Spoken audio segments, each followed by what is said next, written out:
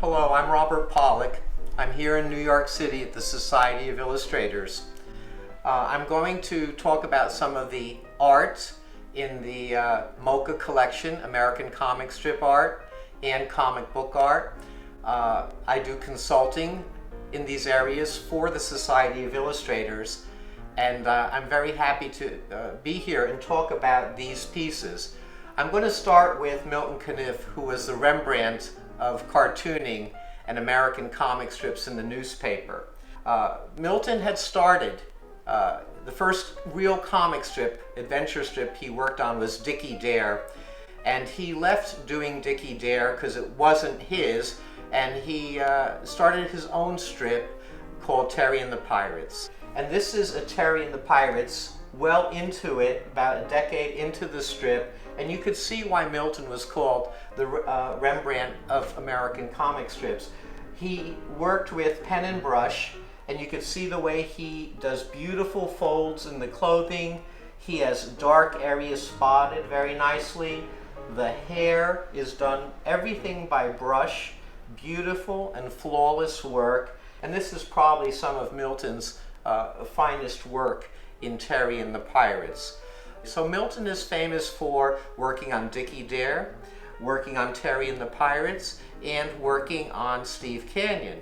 In between it all, he volunteered and did artwork for the soldiers for a magazine called Mail Call. And this is Miss Lace, the star of Mail Call. She was a pinup in the military magazines for the GIs, just like Betty Grable was a pinup girl during World War II for the GIs. She was a movie star, and here's a fantasy character that Milton created for the GIs during the 1940s. Here we have two daily panels by Gladys Parker with her character Mopsy featured in them. The daily panels were only one frame. They weren't a continuity strip or an adventure, but Mopsy always was in a situation, and Gladys Parker modeled Mopsy after herself. Mopsy was created in 1937 and lasted till 1966, and this is towards the end of Gladys Parker's career. These are from 1964, and they're still beautifully rendered, a very clean, uniform line, beautiful spotting of the black areas. And Mopsy, if you ever see photos of Gladys Parker, looks quite like Gladys Parker. And here at the Society of Illustrators, we're in front of the fireplace, which is full of tiles that have been hand painted on by illustrators and cartoonists. And Gladys Parker was one of those artists, and her tile is over here in the fireplace, and you could see it looks just like Mopsy except with red hair, so it's making me think Lucille Ball, but this is Gladys Parker's contribution to this fireplace at Society of Illustrators. But Gladys Parker is one of the early women cartoonists in the comic strip business. This is a Mutton Jeff daily strip from 1955 by Al Smith. He drew it from, I would say, 1932 to 1980. So he had many decades of drawing Mutton Jeff. And they're kind of like Abbott and Costello or The Odd Couple. And these daily continuity strips were very popular in American newspapers, and it was highly syndicated. And the strip had a long life. I was fortunate enough to meet the artist in 1969 or 1970 at Lever House in Manhattan for a big art show on cartooning, and he did a little sketch of Mutton Jeff for me in my sketchbook, and I was really honored to have met him and have him do that drawing.